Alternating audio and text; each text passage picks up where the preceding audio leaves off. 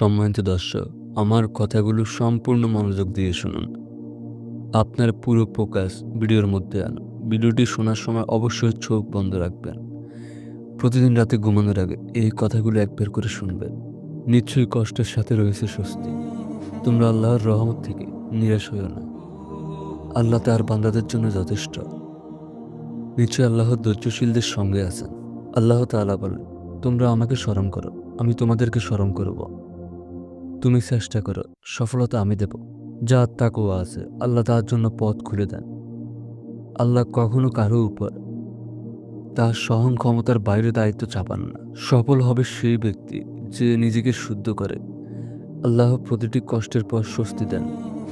আল্লাহই শান্তি দানকারী। তাওবা গ্রহণ করার জন্য আল্লাহ সদা প্রস্তুত। মুমিনগণ সবসময় আল্লাহর সাহায্যের উপর আস্থা রাখে।